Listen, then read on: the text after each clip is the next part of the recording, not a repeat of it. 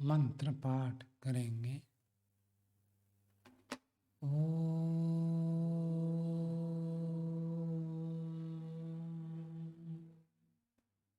सहनाववतु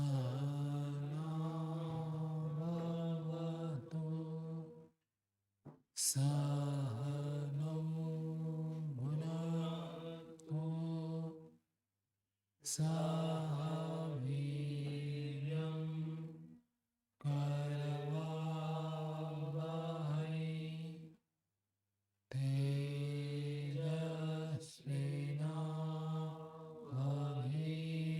तेजस्विनावधीतमस्तु मा विद्विषावहै। ॐ शान्ति शान्ति शान्ति। न्याय दर्शन की 93वीं कक्षा है। न्याय दर्शन में तृतीय अध्याय का प्रथम आनेक पूरा हो गया था। आज द्वितीय आनेक पढ़ेंगे। तो तृतीय अध्याय के प्रथम आनेक में 4 प्रमेयों की परीक्षा हुई। आत्मा, शरीर, इंद्रिय, अर्थ। और कितने प्रमेय बचे? और कितने हैं? 8 प्रमेयों की परीक्षा बाकी है। कुछ यहाँ पर परीक्षा करेंगे तीसरे अध्याय के दूसरे आनेक में, शेष चौथे अध्याय के पहले आनेक में हो जाएगा। चौथे अध्याय के दूसरे आनेक में तो प्रासंगिक अन्य विषय है। प्रमेय की परीक्षा पहले आनेक में पूरा हो जाएगा।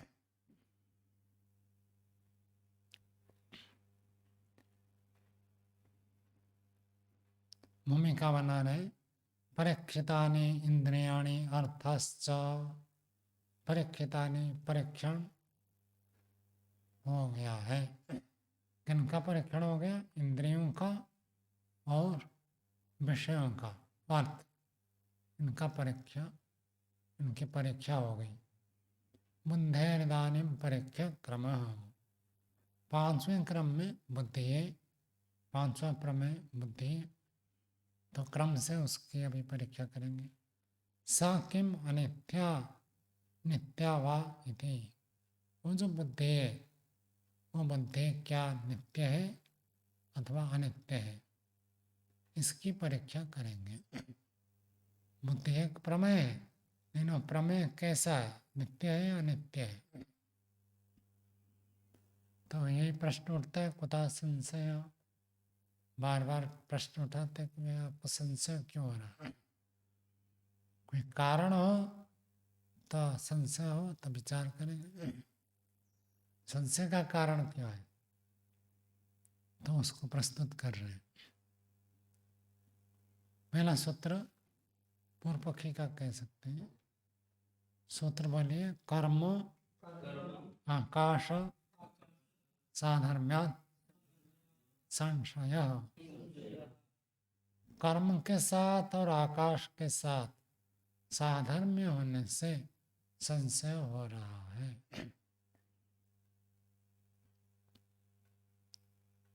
कर्म अनित्य पदार्थ है। कर्म ये प्रसिद्ध है कि क्षणिक होता है।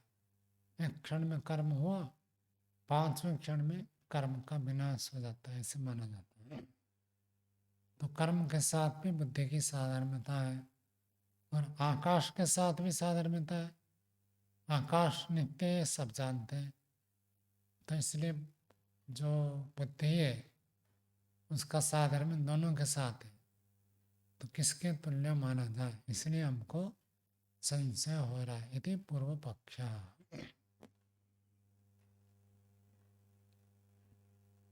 भाष्य देखिए। अस्पर्शवत्वं ताभ्याम समान धर्मा उपलभ्यते बुद्धौ। अस्पर्श वाला होना। बुद्धि का अर्थ क्या होता है न्याय दर्शन में? ज्ञान। क्या ज्ञान को आप छू सकते हैं? ज्ञान को छू नहीं सकते। तो स्पर्शवत्तम ताभ्याम समान, ताभ्याम उन दोनों के साथ समान धर्म, समान रूप से एक धर्म मिलता है। स्पर्श वाले धर्म अलग अलग पदार्थ में देखने को आता है। आकाश को आप छू नहीं सकते और कर्म को भी छू नहीं सकते। कर्म का अर्थ गति, जो इनके पारिभाषिक कर्म शब्द है उसको लेते हैं। तो कर्म को छू नहीं सकते, कर्म को देख नहीं सकते। और जो कर्म दिखता है वो क्या है? द्रव्य दिखता है। भ्रांतम तत्, वो भ्रांत है। जो सोचता है कि कर्म मुझे दिख रहा है वो भ्रांति है, कर्म दिखता नहीं है। कर्म जिस द्रव्य में स्थित हो द्रव्य दिखता है। तो कर्म को छू नहीं सकते, आकाश को भी छू नहीं सकते।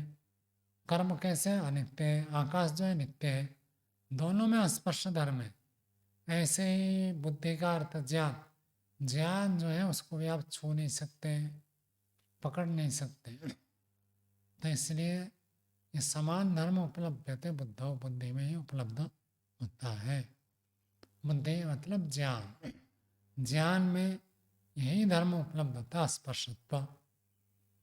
आगे कहते हैं विशेषश्च उपजन अपाय धर्मवत्वम विपर्ययश्च यथा स्वम अनित्य नित्योः। यहाँ अल्प विराम लगा दीजिए। अनित्य नित्योस् मतलब विशेषश्च, विशेष धर्म जो है उपजन अपाय धर्मवत्वम, विशेष यदि मिल जाए कि उत्पन्न होकर नष्ट होता है अथवा उत्पन्न होकर नष्ट नहीं होता है, ये यदि विशेषता मिल जाए तो हमको पता चल जाता है नित्य है अनित्य है। किसी वस्तु के नित्य और अनित्य होने में क्या कारण है? जो उपजन अपाय, उत्पन्न होता है नष्ट होता है, वो होता है अनित्य। और जिसमें उत्पन्न होना नष्ट होना नहीं मिलता है वो नित्य होता है। तो उपजन अपाय धर्मवत्तम, उपजन अपाय धर्म वाला होना ये विशेष है। ये विशेष का अर्थ भिन्न है, भिन्नता। विपर्ययश्च और इसके विपरीत, विपरीत क्या हो जाएगा? अनुत्पन्न, अथवा यहाँ के शब्द से कहे तो उपजन का हो जाएगा अनुपजन, अनपाय। अनुपजन अनपाय धर्म यदि है तो नित्य हो जाएगा। यथा स्वम, जैसे जैसे है उसके आधार पर अनित्य अनित्य हो सिद्धिर भवति, अनित्य और नित्य की सिद्धि होती है। बात पूरी हो गई। अब दूसरी बात कह रहे तस्याम बुद्धौ नोपलभ्यते, तस्याम उस बुद्धि में नोपलभ्यते प्राप्त नहीं हो रहा। क्या प्राप्त नहीं हो रहा? विशेष धर्म, विशेषता, उपजन अपाय अथवा विपर्यय, अनुपजन अनपाय, ये जो विशेषता है ये बुद्धि में प्राप्त नहीं होता है। तेन संशय, इसलिए संशय होता है। अनुपपन्न खलु एवं संशय, ये आगे दूसरे सूत्र की भूमिका बना रहे हैं। सिद्धांति का कथन है, ऊपर वाला सूत्र पूर्व पक्षी का था। आगे सिद्धांति कहता है अनुपपन्न खलु एवं संशय, संशय तो असिद्ध है। बुद्धि नित्य है अथवा अनित्य है, इस विषय में चर्चा करने की कोई बात ही नहीं है। क्यों नहीं है? कहता सर्व शरीरिणाम ही प्रत्यात्म वेदनीय अनित्या बुद्धि, बुद्धि सुखाधिवत। सब शरीर वालों का ही प्रत्यात्म वेदनीय, प्रत्यात्म वेदनीय एक वचन है, बहुवचन है? आपका संधि कर रखा है क्या? नहीं, नहीं करा, संहिता कार्य नहीं करते, छोड़ देते हैं। प्रत्यात्म वेदनीय, प्रत्यात्म हर आदमी के द्वारा यह जानने योग्य है कि अनित्या बुद्धि, बुद्धि अनित्य है। उदाहरण दिया सुखादिवत, सुख अनित्य है नित्य है? अनित्य है। यदि नित्य सुख हो जाए तो फिर मुक्ति की कोई आवश्यकता ही नहीं। संसार में जो सुख मिलता है वो अनित्य सुख है। ये तो हर आदमी जानता है कि सुख अनित्य है। दुख आने के लिए एक बहुत बड़ा उपाय बताते हैं ना, कितना भी बड़ा दुख हो तो उसको झेलने के लिए एक उपाय बताते हैं। ऑल थिंग्स शैल पास अवे, हर चीज अतीत में चला जाता है। आपको जो दुख है ये दुख भी अतीत में चला जाएगा। कितना भी बड़ा दुख हो हमेशा आपके साथ नहीं रहेगा। तो बड़ा सा बड़े से बड़ा दुख पार हो जाएगा, अतीत में चला जाएगा। इसलिए घबराने की जरूरत नहीं है। ऐसे सुख में भी किसी को सुख हो रहा है तो ये नहीं सोचना कि सुख हमेशा रहेगा। सुख आया है तो वो भी चला जाएगा, दुख भी चला जाता है, सुख भी चला जाता है। तो जैसे इसको हर आदमी जानता है। कितने बार सुखी दुखी हो चुके हैं, रोज होता रहता है। रोज हर व्यक्ति कुछ काल के लिए सुखी होता है, कुछ काल के लिए दुखी होता है। ऐसे नहीं है कि दिन भर में दुख आया ही नहीं, थोड़ा आया, अल्प समय के लिए आया, ये अलग बात है, स्तर कम रहा, लेकिन दुख तो आता ही है सबको। तो जैसे इसको सब व्यक्ति जानते हैं ऐसे ही बुद्धि अनित्य है ये भी सब जानते हैं। ऐसे सिद्धांति प्रस्तुत कर रहा है। भवति च संवित् ज्ञास्यामि ज्ञानम अज्ञास्यम् इति। भवति च संवित्, संवित् का अर्थ होता है अनुभूति है। तो ऐसी अनुभूति तो होती है, सबको अनुभूति होती है कि ज्ञास्यामि जानूंगा।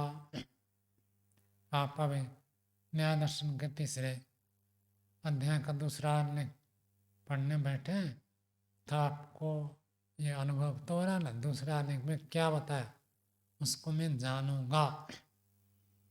जाना में आप पहला सूत्र को पढ़ रहे हैं, भूमिका पढ़ रहे हैं, तो आपको पता लग रहा है इसको मैं जान रहा हूँ।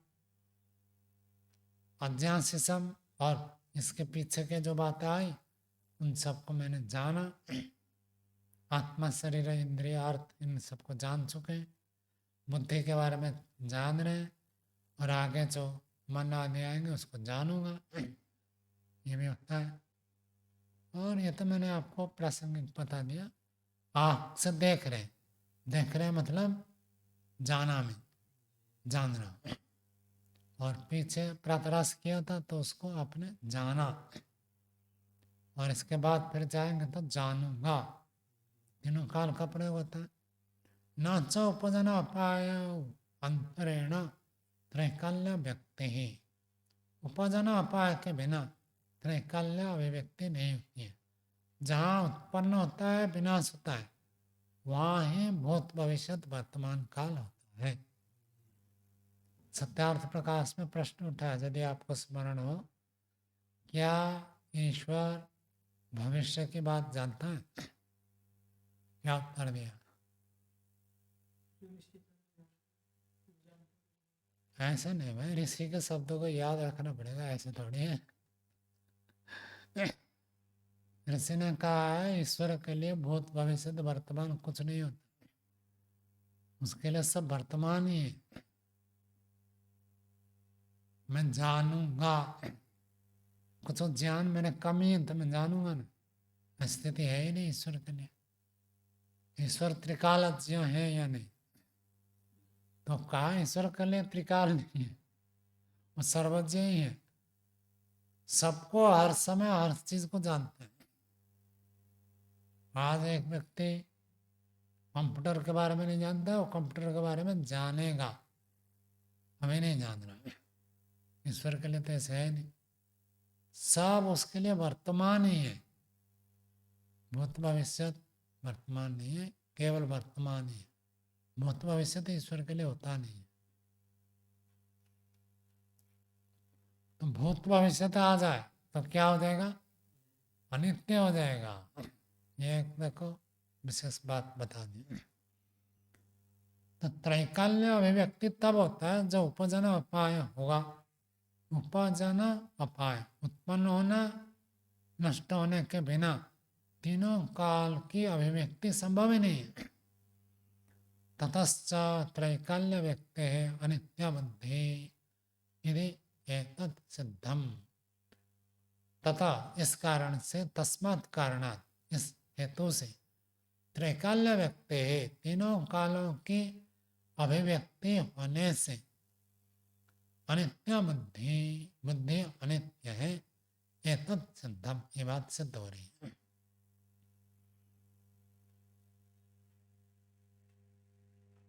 कैसे पता चला कि बुद्धि अनित्य है? पीछे आपने बाल्यकाल में बहुत कुछ जाना, आप कुछ जान रहे और बहुत सारी चीजें आप जानेंगे। तो जाना, जान रहा हूं, जानूंगा, ये स्थिति आई तो इसका मतलब अनित्य है।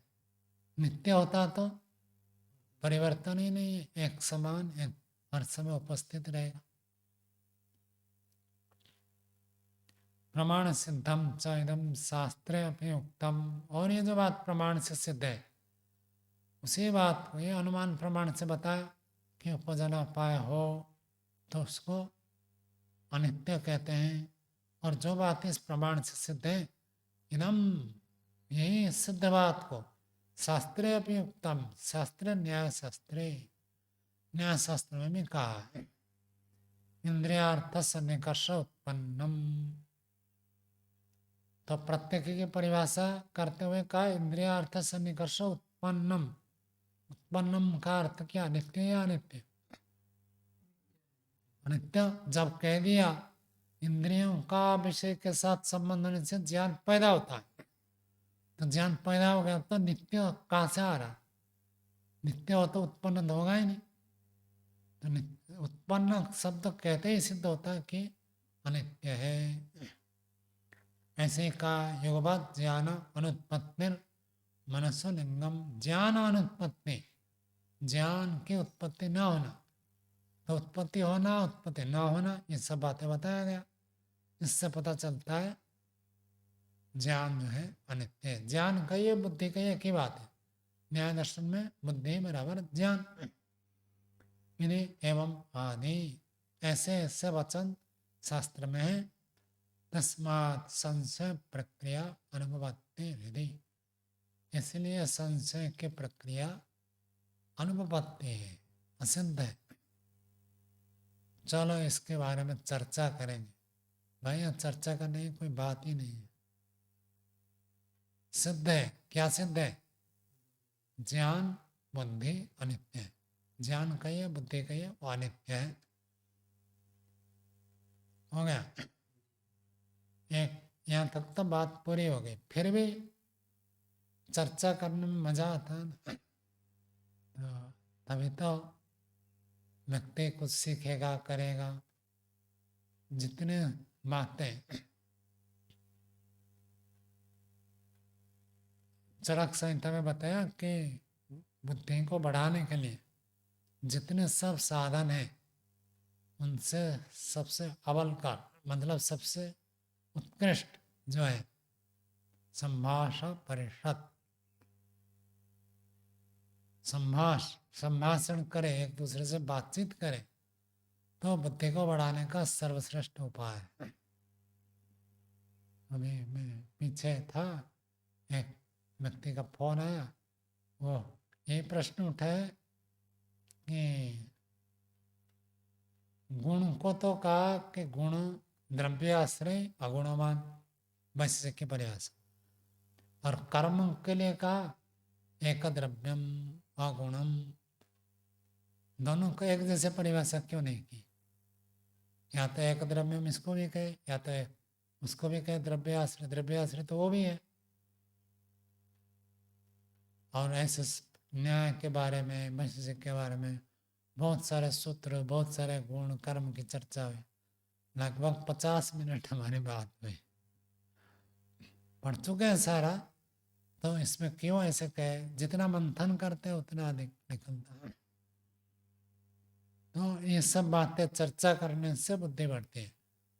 तो इसलिए सामान्य कह देते हैं कि वह बुद्धि अनित्य है, फिर भी लंबी चर्चा चलेगी और जटिल चर्चा चलेगी। यहाँ संशय की बात नहीं है, फिर भी लोक में आपको ऐसे मिल सकता है कोई, तो इसके लिए आपको जानना सीखना आवश्यक है। उस बात को यहाँ प्रस्तुत कर रहे हैं। आगे देखिए, दृष्टि प्रवाद उपलम्भार्थम तो प्रकरणम। दृष्टि प्रवाद, तो दृष्टि प्रवाद का अर्थ होते हैं अलग अलग दृष्टि की मान्यताएं। उपलम्भार्थम, आलम्बन के लिए यह प्रकरण चलाया जाता है। न्याय दर्शन बुद्धि को ज्ञान को नित्य मानता है, इसमें कोई संशय ही नहीं है। फिर भी अलग अलग शास्त्र में कई अलग प्रकार वर्णन है, किसी अलग दृष्टि से कथन किया है, तो उसे दृष्टियों के आधार पर जो प्रवाद का अर्थ मान्यता है, उनका उपलम्बन के लिए, उसको प्राप्त करने के लिए, उसको जनाने के लिए आप उसको कैसे जानेंगे? तो दर्शन शास्त्र तो यही होता है, तो जो उस समय प्रचलित मान्यताओं का वहाँ पर विचार करता है। इसलिए महर्षि दयानंद सत्यार्थ प्रकाश लिखे, उस समय जो जो मान्यताएं प्रचलित थी, सभी मान्यताओं को प्रश्न उठाकर उत्तर दिया। तो दार्शनिक ग्रंथ में ऐसा होता है, कथा कहानी हो तो अलग बात है, विचार पूर्वक विज्ञान सम्मत तार्किक बात रखनी है, तो जो जो मान्यताएं प्रचलित है सबको रखना पड़ेगा। तो न्याय में तो बुद्धि ज्ञान अनित्य है, इसमें कोई संशय नहीं है। फिर भी और जो मान्यताएं लोक में चल रही है, उन मान्यताओं को भी तो आपको जानना है ना, तो उनका परिचय करने के लिए, उनको बताने के लिए यह प्रस्तुत कर रहे हैं। एवं ही पश्यन्ता प्रवदन्ति सांख्याः, एवं ही पश्यन्ता, ऐसे देखते हुए, सांख्या प्रवदन्ति, सांख्य, सांख्य का क्या विशेषता है? सांख्य का मुख्य सिद्धांत क्या है? किस बात को सांख्य प्रस्तुत करना चाहते? प्रकृति और पुरुष अलग अलग है, बस ये बताना। तो सांख्य संख्या के आधार पर तत्वों का निर्धारण करते हैं, इसलिए उसका नाम सांख्य। कितनी संख्या है? 25 गण मानते हैं, 25 प्रकार के समूह संसार में है, उनमें एक हमें और एक बुद्धि भी है। और जो फर्स्ट प्रोडक्ट वो क्या है? फर्स्ट प्रोडक्ट क्या है? महतत्व है। तो उस महतत्व बुद्धि को एक द्रव्य मानते हैं, द्रव्य मानेंगे तो क्या होगा? स्थिर होगा।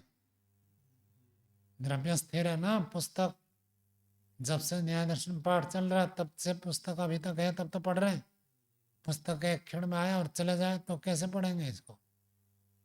तो बुद्धि एक द्रव्य है, और वो जो द्रव्य है, द्रव्य मानेंगे तो स्थिर, स्थिर का अर्थ नित्य।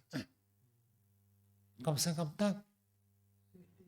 सृष्टि के आरंभ में ईश्वर महतत्व बुद्धि बना देता है, और हर जीवात्मा को एक एक बुद्धि अलॉटमेंट कर देता है।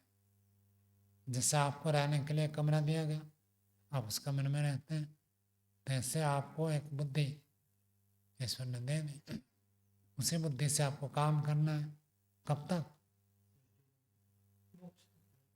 प्रलय तक अथवा मुक्ति तक। प्रलय होने के बाद टूट जाता है। जब प्रलय होगा आपकी बुद्धि टूट जाएगी, अथवा यदि आप बीच में मुक्ति में चले गए तो बुद्धि टूट जाएगी। तो सृष्टि के आरंभ से लेकर प्रलय तक रहे तो उसको ये क्या मानते हैं? नित्य मानते हैं। परमाणु को इसलिए नित्य कहते हैं। मन हो गया, इन ये सब पदार्थ न्याय वैशेषिक में क्या है? नित्य है। क्यों नित्य मानते हैं? क्योंकि सृष्टि के आरंभ से लेकर अंत तक रहते हैं इसलिए नित्य। तो बुद्धि भी क्या हो गई? सृष्टि के आरंभ से प्रलय के अंत तक, तो बुद्धि नामक द्रव्य भी नित्य हो गया। तो सांख्य दर्शन, सांख्य की मान्यता वाले आचार्य ऐसे मानते हैं। एवं पश्यन्ता प्रवदन्ते सांख्या पुरुषस्य अंतःकरण भूता, पुरुष का वो अंतःकरण भूत है। नित्या बुद्धि रहती, बुद्धि नामक तत्व नित्य है। बुद्धि नित्य है ऐसे सांख्यकार मानते हैं। उस बात को यहाँ प्रस्तुत करते हैं। वास्तव में इसमें क्या सांख्यकार नित्य मानते हैं और न्याय वैशेषिक अनित्य मानते हैं? परस्पर में विपरीत है, भेद है, एक दूसरे के उल्टा है। तो वास्तव में ऐसे नहीं है। सांख्य और योग में जिस बुद्धि की चर्चा वो एक द्रव्य है, और यहाँ जो बुद्धि है, यहाँ का बुद्धि का अर्थ क्या है? ज्ञान। द्रव्य अलग चीज है, ज्ञान अलग चीज है, लेकिन कभी शब्द एक ही है। बुद्धि शब्द इसके लिए भी है, बुद्धि शब्द उसके लिए भी है, तो इसलिए किसी को भ्रांति हो सकती है। ये जो बुद्धि है ये भी नित्य हो सकता है, कोई समान है। वैशेषिक में, न्याय में जिस बुद्धि की चर्चा, अर्थात बुद्धि का अर्थ ज्ञान, उस बुद्धि के नित्य होने से इस बुद्धि को भी कोई नित्य मान ले, तो ऐसे किसी को भ्रांति हो सकती है, तो इसलिए उसका निराकरण करेंगे। और यहाँ बुद्धि नामक द्रव्य इनका विषय नहीं है। जैसे सांख्य में, योग में महतत्व अलग, अहंकार अलग, मन अलग, और जोड़ना है तो चित्त भी जोड़ सकते हैं। तो चार अंतःकरण चतुष्टय मानते हैं। यहाँ चारों के लिए केवल मन शब्द का प्रयोग है। न्याय में, वैशेषिक में सब पूरे अंतःकरण के लिए केवल मन शब्द का प्रयोग है। बाकी अंतःकरण को अलग से ये उसको मानते नहीं। एक मन कह देने से उनका सारा काम हो जाता, तो इसके रूप में मन में नहीं आता।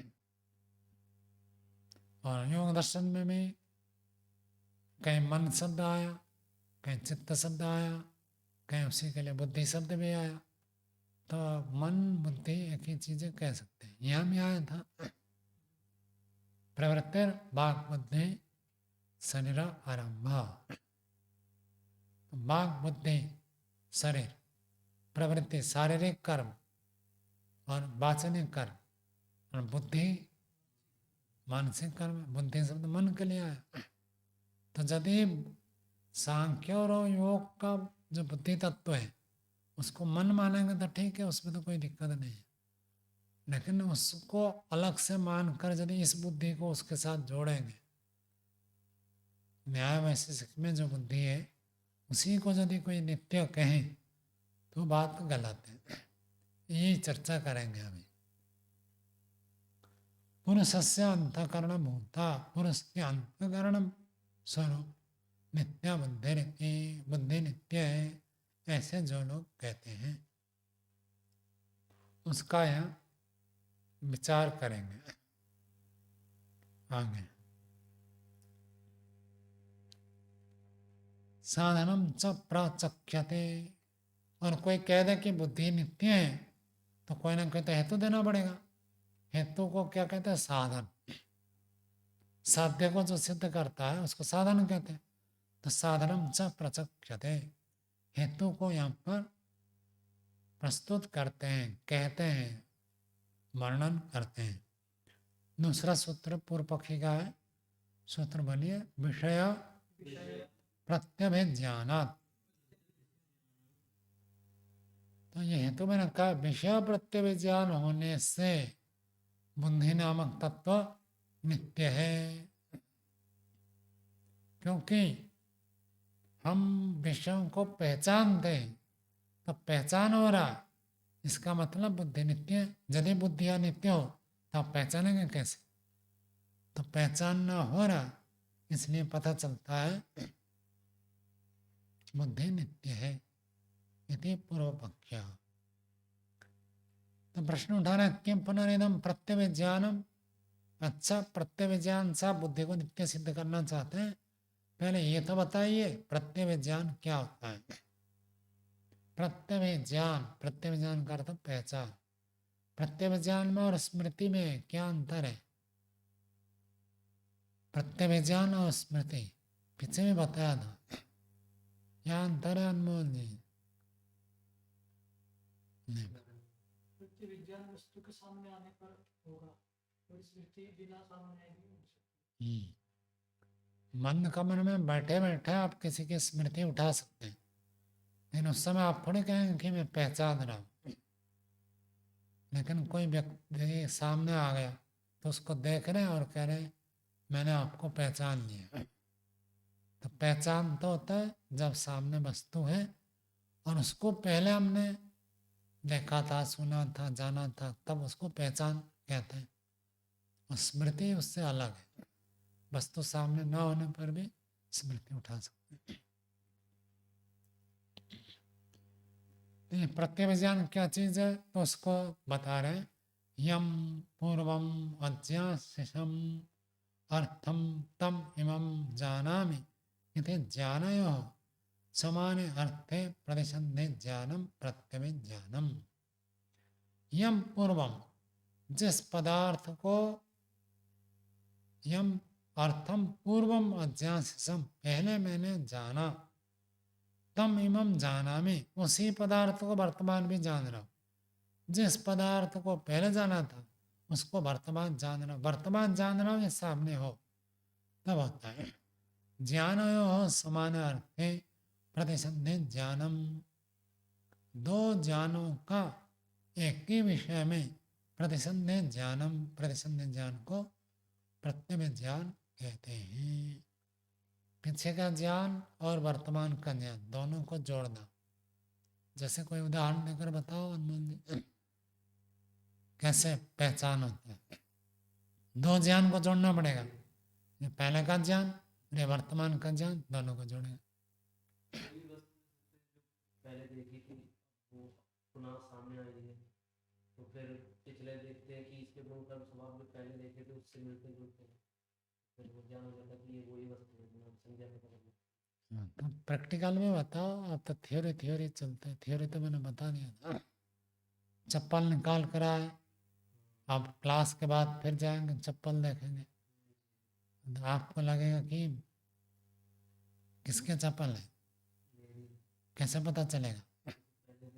पहले उस चप्पल का ज्ञान आपको है और वर्तमान सामने देख रहे 15 जोड़ी है, उनमें से अपने को देखकर वो ज्ञान, पहले का ज्ञान और अब का ज्ञान दोनों को जोड़ा तो पता चल गया ये मेरा है। तो दो ज्ञान को प्रतिसंधि ज्ञानम, ये जो जोड़ने का ज्ञान है उसको कहते हैं प्रत्यभिज्ञानम। ये तच्च अवस्थिताया बुद्धिरुपपन्नम।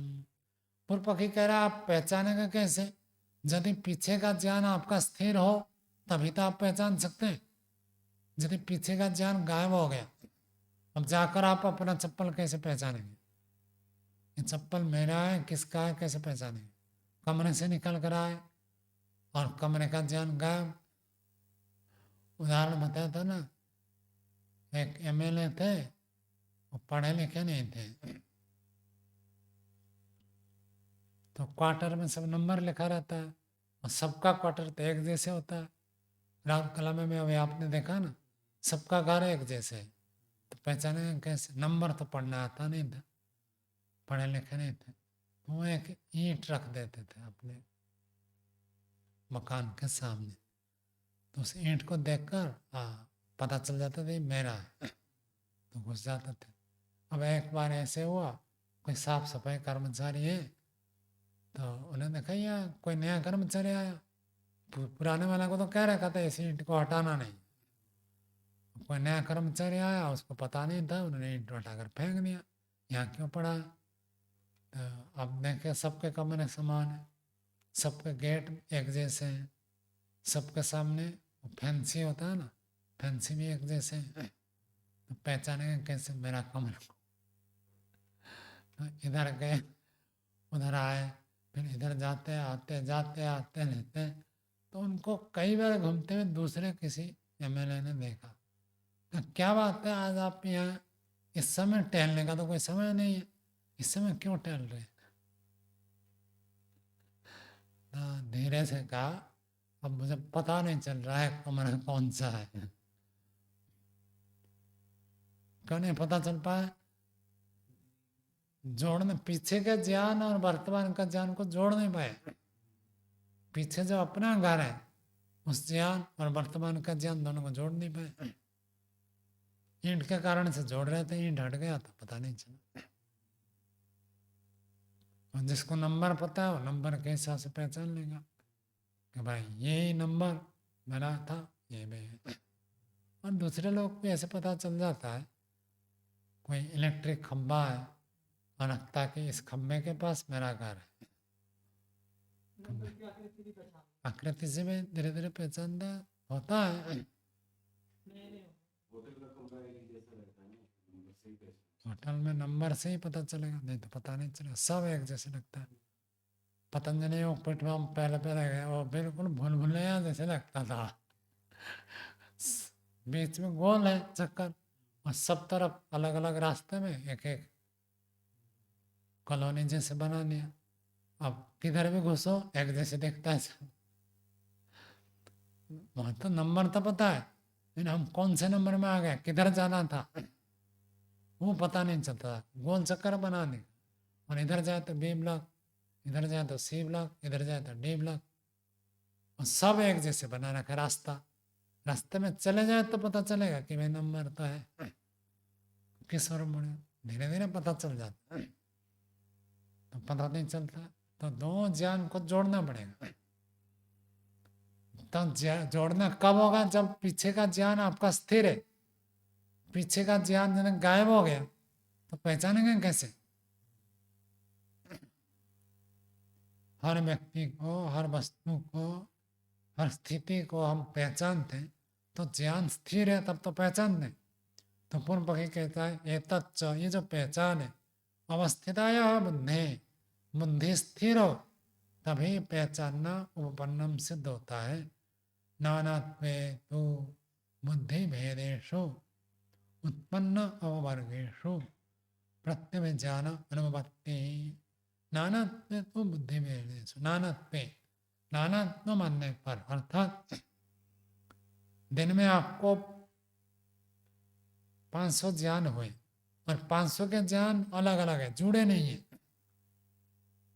इधर देखा एक ज्ञान हुआ, चप्पल को देखा एक ज्ञान हुआ, कमरे को देखा एक ज्ञान हुआ, सब ज्ञान अलग अलग है। और ज्ञान को यदि आप अनित्य मानेंगे तो 500 के ज्ञान हुए और 500 ज्ञान खत्म हो गए, तो फिर जाकर पहचानेंगे कैसे? ये प्रश्न उठा रहा है।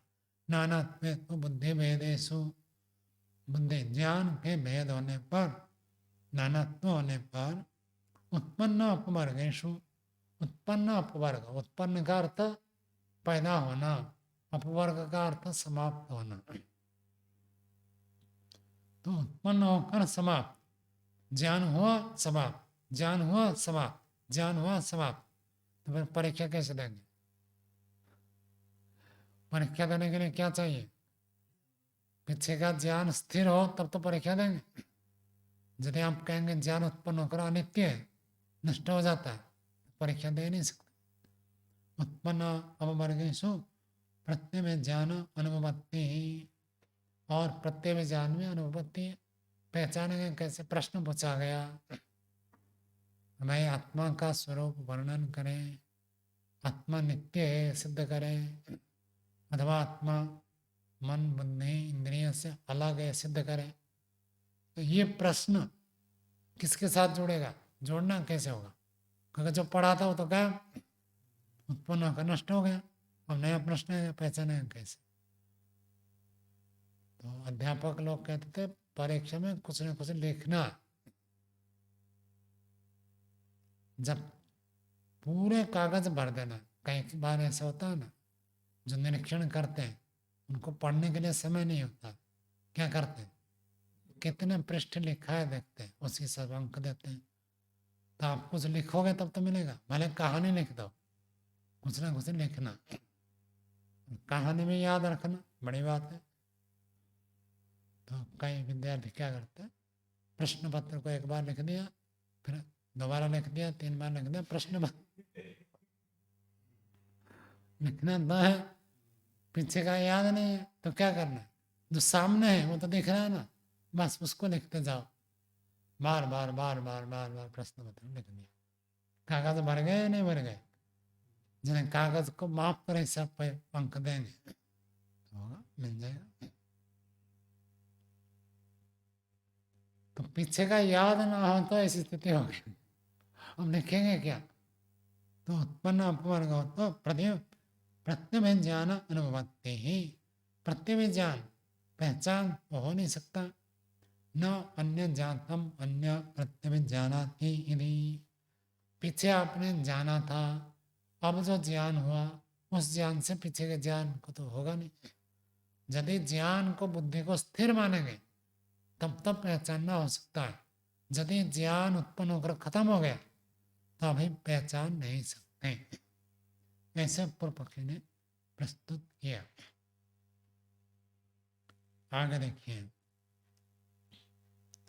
तीसरा सूत्र सिद्धांत का है, सूत्र बनिए साध्य समत्वात् अहेतु, साध्य के साथ समान है। क्या समान है, जो आप हेतु दे रहे वो हेतु भी साध्य के समान, साध्य तत् साध्य समत्वात्, साध्य के साथ समान होने से अहेतु, ये हेतु ठीक नहीं है। क्यों ठीक नहीं है, इसको खुद को अभी सिद्ध करना पड़ेगा। क्या सिद्ध करना पड़ेगा कि बुद्धि पहचानती है या आत्मा पहचानती है। पूर्व पक्षी ने तो ऐसे प्रस्तुत कर दिया, बुद्धि पहचानती है, और जो पहचानेगा वो क्या होना चाहिए, नित्य होना चाहिए, नित्य होगा तो पहचानेगा, अनित्य तो कैसे पहचानेगा। तो सिद्धांति कह रहा है यही बात अब साध्य कोटि में है, बुद्धि पहचानती है, पहले ये तो बात सिद्ध करो। यदि कह देंगे बुद्धि पहचानती, ये बात यदि सिद्ध हो जाए तब तो सिद्ध हो जाएगा बुद्धि नित्य है, पहले ये तो सिद्ध करो।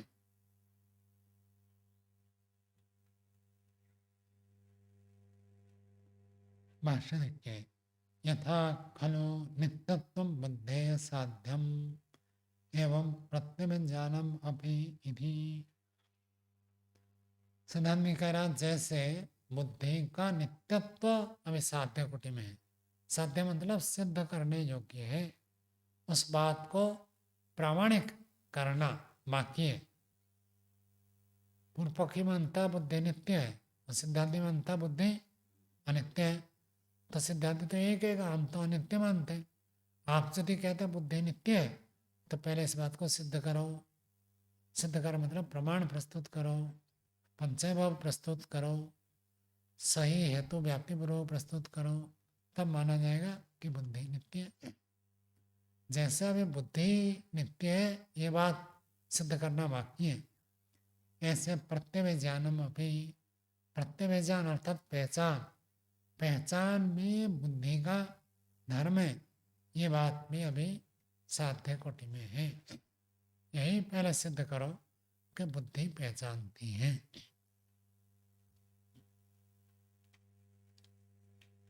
किम कारणम, क्यों मानते हैं कि बुद्धि नहीं पहचानती, आपको इसमें क्या लगता है कि ये सिद्ध करना बाकी है। तो सिद्धांत कहता है चेतन धर्मस्य करणे अनुभवति ही, चेतन धर्मस्य, चेतनस्य धर्म, चेतन धर्म, चेतन का जो धर्म है वो करण रूप से अनुपपत्ति ही असिद्ध है। जो पहचानना है, पहचानना अर्थात जानना, पहचानना जानना में एक ही चीज है ना। पहचानना मतलब जानना, ये माइक कल भी यहाँ पर थी, आज भी यहाँ है, ऐसे में जो जान रहा हूँ इसी को तो कहते पहचान। ये मेरी पुस्तक है, कल भी मैंने इस पुस्तक से पढ़ा था, आज भी इसी पुस्तक से पढ़ रहा हूँ। ये वही पुस्तक है, ये वही है, ये जो ज्ञान है इसी को तो हम पहचान कहते हैं। तो पहचान का मतलब क्या हो गया? एक प्रकार ज्ञान। और ज्ञान गुण किसका है? चेतन का। तो ज्ञान गुण तो चेतन का है। तो चेतन धर्म से, चेतन धर्म का कारण है। चेतन का धर्म क्या हो गया? जानना। करणे अनुभवते, कारण में, किसी साधन में आप ये नहीं कह सकते जानना। कंप्यूटर पहचान लेता है ऐसे नहीं कह सकते। ज्ञान गुण केवल केवल चेतन आत्मा का, और किसी का नहीं है। तो ज्ञान गुण तो चेतन आत्मा का ही होगा। तो उसको किसी कारण में, किसी साधन में ऐसे नहीं कह सकते। ये बातें क्या, उसकी व्याख्या आगे कर रहे। पुरुष धर्म खलु अयम ज्ञानम दर्शनम उपलब्धिर बोध प्रत्यय अध्यवसाय इति। कितने सारे शब्द रख दिए देखो। पुरुष का धर्म है, पुरुष की विशेषता है, पुरुष का एक गुण है। क्या गुण है? ज्ञानम। ये जो ज्ञान है, ज्ञान को ये पुरुष का धर्म है। दर्शनम, दर्शनम का भी यही होता है, दृश्यते अनैति दर्शनम, दर्शन का अर्थ ज्ञान। उपलब्धि, न्याय दर्शन का सूत्र क्या है? बुद्धि उपलब्धि ज्ञानम इति अनर्थांतरम। उपलब्धि को, ज्ञान को एक ही बात है। जीवात्मा को ये उपलब्धि हुई, उपलब्धि हुई मतलब ज्ञान हुआ। आपको इतना पुरस्कार मिला, तो पुरस्कार तो वस्तु हो गई, चीज हो गई। जीवात्मा को क्या मिला? जीवात्मा के पास तो पहुंचेगा नहीं। जीवात्मा कहाँ है? शरीर के अंदर, हृदय में। वहां तो पुरस्कार पहुंचेगा नहीं। तो क्या पहुंचेगा जीवात्मा के पास? ज्ञान। तो उपलब्धि का हो वही बात। बोधा, बुध अवगमन है। तो अवगमन, अवगम हुआ, अनुभव हुआ, बोध हुआ, अनुभव हुआ, ये भी एक ही बात है। पुरुष का धर्म है। प्रत्यय, प्रत्यय क्या होता है? हाँ देखो, व्याकरण में भी प्रत्यय होता है। आप बता दो, आपकी बुद्धि की अभी परीक्षा हो जाएगी। व्याकरण में भी कहते हैं ना, प्रत्यय परश्च पाचक, पाचक में पच धातु नुमन प्रत्यय हो गया। पाठक, पाचक, चेता, नेता। तो आप प्रत्यय शब्द का अर्थ क्या है? अंतिम में जुड़ता। प्रत्यय का अर्थ तो ज्ञान होता है। अंतिम में जुड़ता है वो तो अलग बात है। व्याकरण में प्रत्यय बाद में जुड़ता है, पहले प्रकृति होती है, बाद में प्रत्यय होता है। प्रत्यय संज्ञा तो है, संज्ञा है। इन दिनों में जो कहा वो भी ठीक है कि प्रत्यय बाद में आकर जुड़ता है, संज्ञा में है। तो प्रत्यय का अर्थ जो शब्दार्थ होता है ज्ञान, तो वो कैसे घटेगा वहाँ व्याकरण में? ये नहीं घटेगा। देखो जैसे व्याकरण में घटेगा नहीं।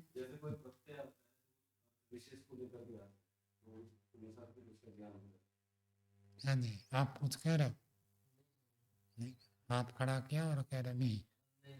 आपने हाथ खड़ा किया तो मुझे क्या प्रत्यय होगा कि मैं कुछ कहना चाहते हैं? जोड़ना, जैसे आत्मा में ज्ञान कर दूंगा और प्रत्यय मतलब उसमें कुछ जोड़ के नया ज्ञान उत्पन्न हो। ठीक बात है। प्रत्यय का अर्थ होता है ज्ञान। नमन प्रत्यय हो तो हमको ज्ञान हो जाते। कर्ता को कह रहा है। तीन प्रत्यय हो जाए तो भाव को कह रहा है। ऐसे प्रत्यय के द्वारा हमको उस शब्द का ज्ञान होता है, इसलिए प्रत्यय शब्द वहां रखा। उसमें स्वामी जी जैसे मयट प्रत्यय आता है, तत्प्रकृति वचन मयट, तो वहाँ पे प्रकृत वचन के ज्ञान देगा ना वहाँ पे, मयट का अर्थ जो है। तो हर प्रत्यय का एक अर्थ होता है। आचार्य प्रद्युम्न जी महाराज कहते हैं, पूरा व्याकरण पढ़ा और यदि आपको पता नहीं चला कि कौन सा प्रत्यय किस अर्थ में हुआ, तो आपका व्याकरण पढ़ना व्यर्थ हो गया। प्रत्यय किस अर्थ में हुआ ये जानना अति आवश्यक है। यदि कौन सा प्रत्यय किस अर्थ में हुआ नहीं जानते, तो फिर उस शब्द को जानकर भी आप ना जानने के समान हो जाएगा। तो इतना महत्व देते हो। कोई प्रत्यय तो पहले जानो कि किस अर्थ में आया। लट आता है, लट किस अर्थ में आता है?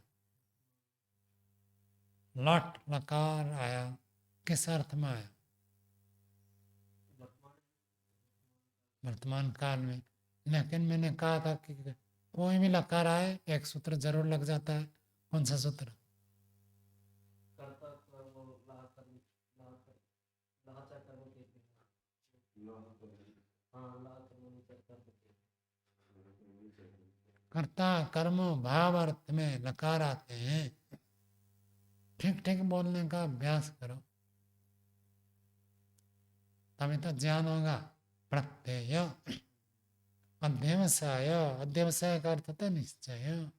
निश्चय में एक ज्ञान होता है। चाहे आप ज्ञान कहिए, दर्शन कहिए, उपलब्धि कहिए, बोध कहिए, प्रत्यय कहिए, अध्यवसाय कहिए, ये सब शब्द एक मिलते जुलते हैं और ये सब के सब पुरुष के धर्म हैं, अर्थात आत्मा के ये धर्म है। चेतना ही पूर्व जातम अर्थम प्रत्यय जानाति तस्य एतस्मात् हेतोः नित्यत्वं युक्तम इति। चेतन ही, आत्मा ही पहले जाने हुए विषय को, पदार्थ को, व्यक्ति को, चीज को पहचानता है। तस्य एतस्मात् हेतु, इसी कारण से, क्योंकि आत्मा पहले जाने हुए विषय को जानता है, पहचानता है, इसलिए आत्मा का नित्यत्व सिद्ध है। जो पहचानता है वो नित्य है, ये तो बात बिल्कुल सही है। सिद्धांति कह रहा हम ये तो मानते हैं, जो पहचानेगा वो नित्य है। लेकिन पहले ये तो सिद्ध करो कि बुद्धि पहचानती है। बुद्धि नहीं पहचानती है, पहचानने वाला कौन है? आत्मा है। आत्मा पहचानती है, आत्मा नित्य है। आगे कारण चैतन्य अभ्युपगमे तो चेतन स्वरूपम वचनीयम। कारण चैतन्य, कारण का अर्थ होता साधन। साधन के चेतना स्वीकार कर लेने पर चेतन स्वरूपम वचनीयम। फिर चेतन का क्या स्वरूप रह जाएगा? मालिक और मैनेजर, क्या अंतर रहता है मालिक और मैनेजर के बीच में? स्वामी जी सर्व सर्वा होता है मालिक, वो उसके अंदर में मैनेजर होता है, लेकिन मैनेजर जो के अंदर में मालिक नहीं है।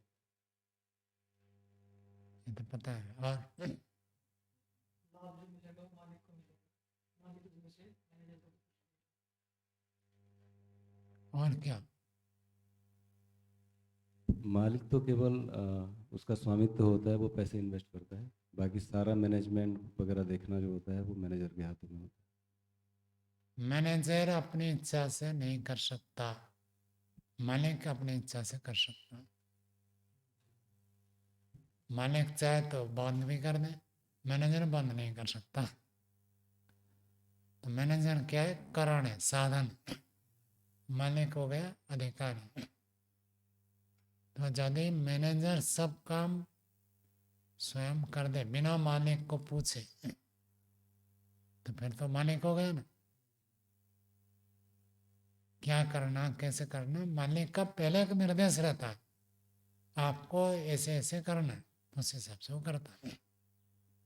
यदि बिना पूछे सब काम कर दे तब तो मालिक बन जाएगा। बैंक में मैनेजर होता है, खूब पैसा कमाते हैं, लेकिन पैसा वो खुद नहीं लेते। क्या करते हैं? सब बैंक के अधिकारी के पास चला जाता है। बैंक का जो मालिक, उनके पास जाता है। प्राइवेट बैंक हो तो उनका बोर्ड होता है, तो बोर्ड मालिक हो जाता है। तो मालिक जो काम करता है वो काम नौकर नहीं कर सकता। नौकर अपनी इच्छा से नहीं कर सकता, वो चेतन नहीं है। तो सब रिपोर्ट उनको देना पड़ता है। मालिक किसी को रिपोर्ट ना दे तो चलेगा, मैनेजर रिपोर्ट ना दे तो नहीं चलेगा। मालिक छुट्टी में जाए तो उसकी कोई बाधा नहीं है। मैनेजर छुट्टी में जाए तो अनुमति लेनी पड़ेगी, बिना अनुमति में नहीं जा सकता। तो ये कह रहे कि जो चेतन आत्मा का धर्म है वो यदि किसी कारण ने कर दिया, कारण चैतन्य साधन में यदि चेतना स्वीकार कर लेने पर चेतन स्वरूपम, फिर चेतना का क्या स्वरूप रहेगा, आत्मा का स्वरूप क्या है?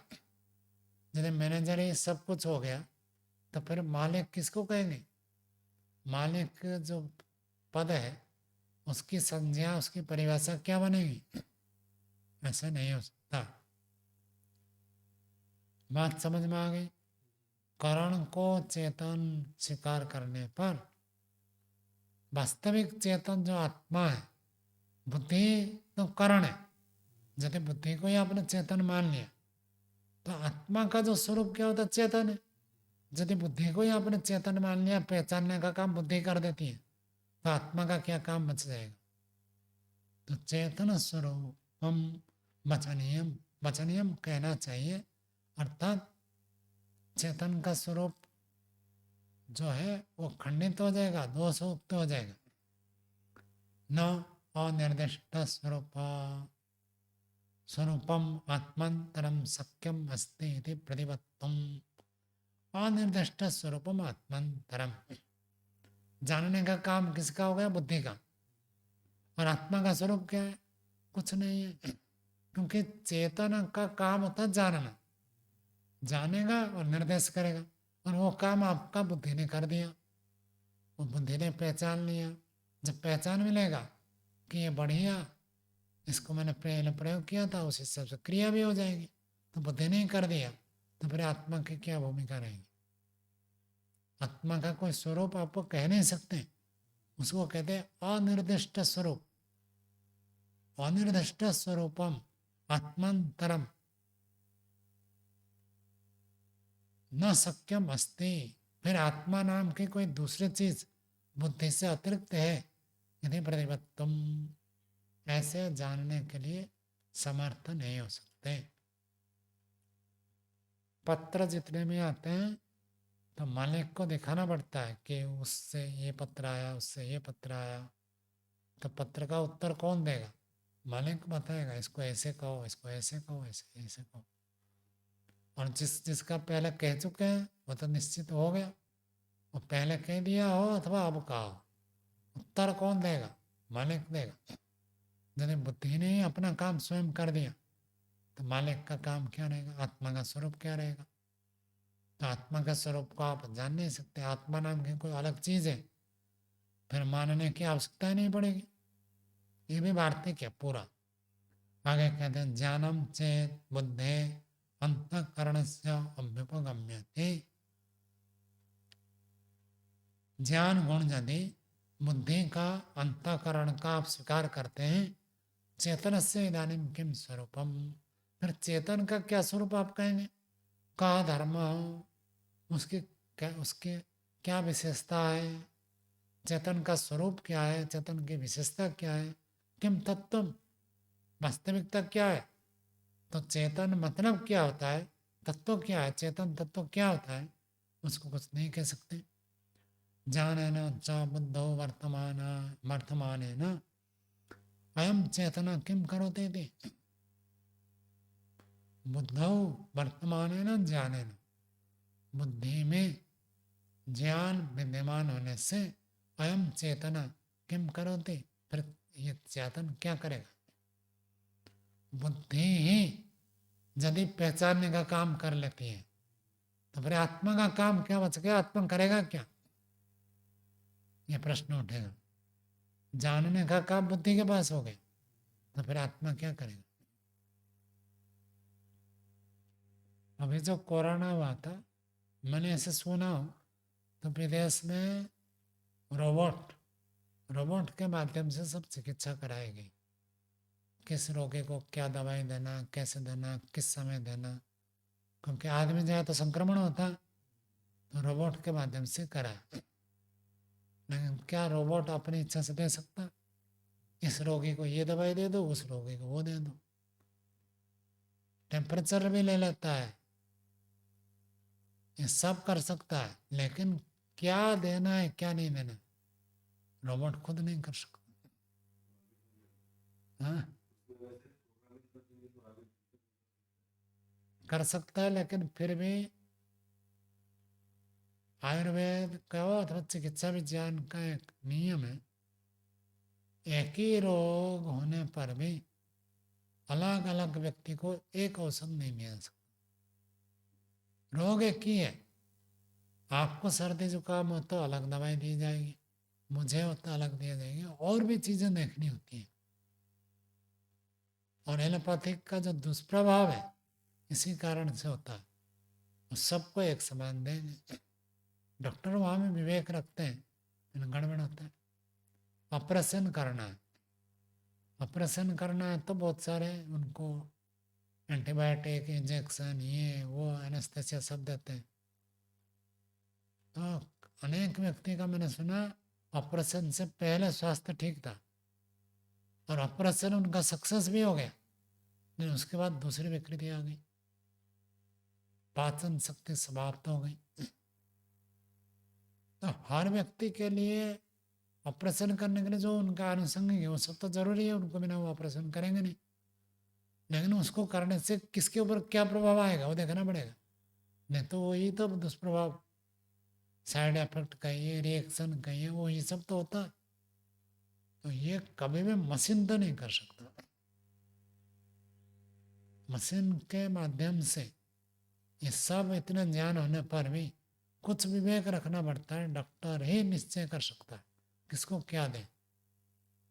वो तो मशीन तो रोबोट तो ऐसे होता है स्वामी, जिसमें जो प्रोग्रामिंग कर देंगे वो ऐसे समझेगा, ये बात भी उसके ऊपर डाल दिया जाएगा कि आप ऐसे ऐसे करेंगे तो वो फिर वैसे कर लेगा। वही मानता है ना, वो होता नहीं है।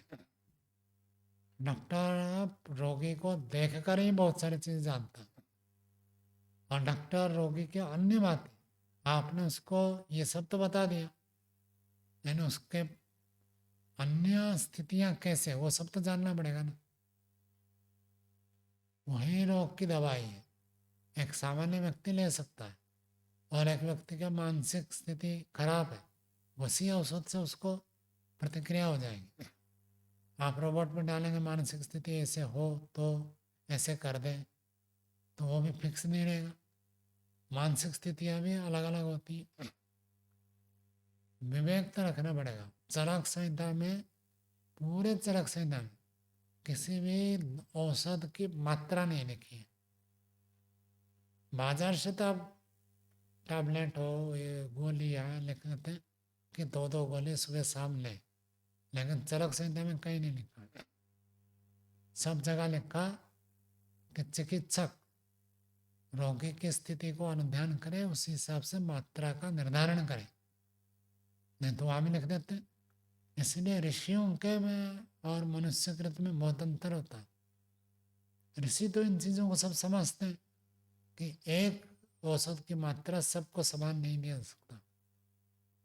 किसको कोई दवाई हो तो वो अधिक मात्रा में देने से जल्दी काम करेगा, कोई दवाई अधिक मात्रा में देने से हानि हो जाएगी, उसको नहीं दे सकते। कोई दवाई ऐसे दिन में 2 बार भी ले सकते हैं, कुछ ऐसे दिन में 2 बार ले ही नहीं सकते, 24 घंटे में एक ही बार लेना है। ये सब विवेक करना पड़ता है। तो साधन कभी भी इसे विवेक नहीं कर सकता। कुछ विषय में कर दें, सब विषय में ऐसे विवेक नहीं कर सकता।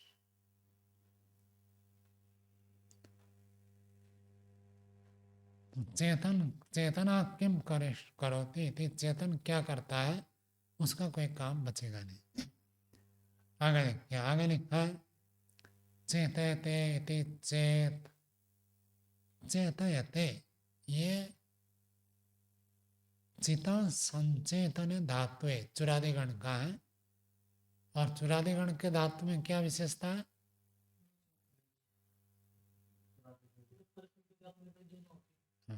जो नीच आता है और नीच अलग रूप में भी आता है, नीच अलग से भी आता है, ऋणात्म आता है। तो चुरादिगण में जो नीच आता है वो किस अर्थ में? स्वार्थ कहते हैं उसको, व्याकरण की भाषा में स्वार्थ। तो चुरादिगण के जो धातु होता है स्वार्थिक णिच होता है। जैसे चुर धातु है, चुर धातु से णिच करेंगे चोरयति। चोरयति का अर्थ क्या होगा? चोरी करता है, चुराता है, चोरी करता है। चोरी करवाता है ये अर्थ नहीं है। लेकिन यदि अन्य धातु से आप लाएंगे तो करवाना अर्थ में आ जाएगा। सह कार्यम करोति, सह कार्यम कारयति। कारयति का अर्थ हो जाएगा करवा रहा। स ग्रामम गच्छति, स ग्रामम गमयति, गांव को भेज रहा। लेकिन चुरादिगण के धातु में ऐसे नहीं होता है। चोरयति का अर्थ चोरी करवाता नहीं, चुराता है, चोरी करता है, ये अर्थ है। तो यहाँ चित धातु है तो चेतयत का अर्थ जानता है, जनाता ये नहीं है। तो चेतयते यते चेत, तो आत्मा क्या काम करता है? तो पूर्व पक्षी कहता हम कह देंगे कि आत्मा तो जानता है।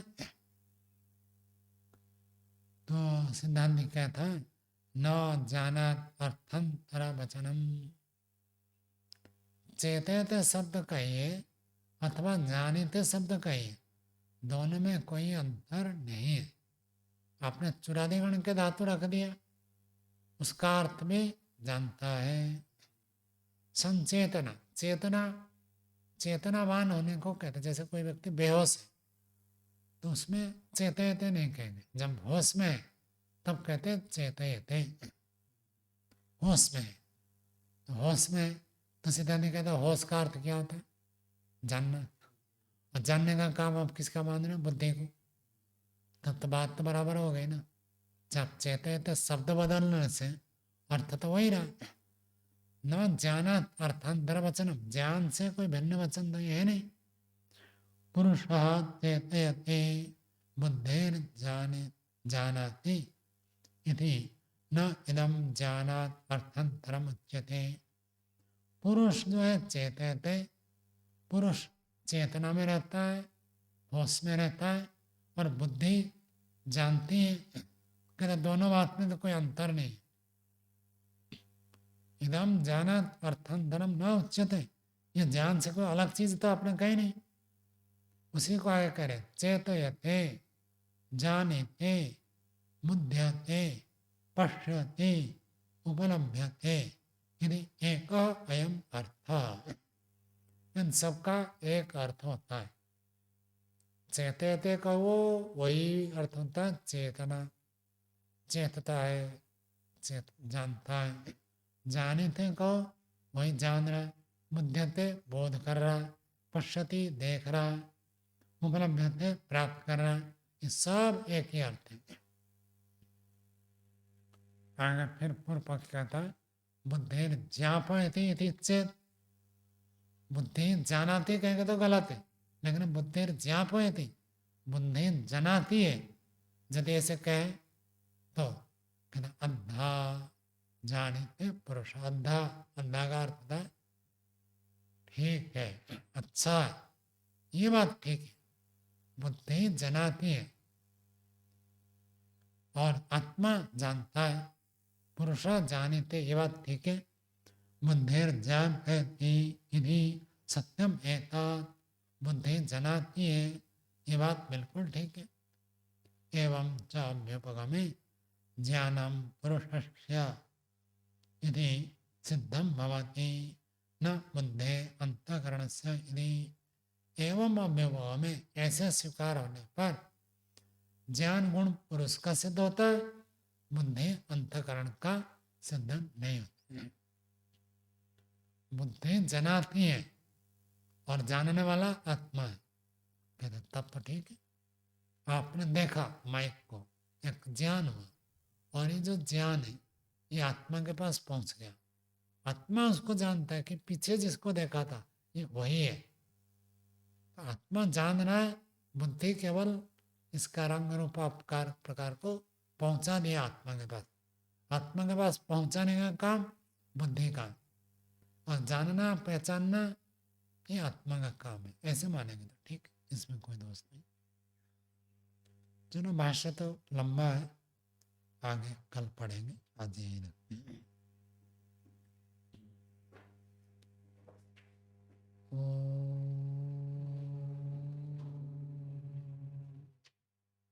शांति शांति शांति। सर्वेभ्यो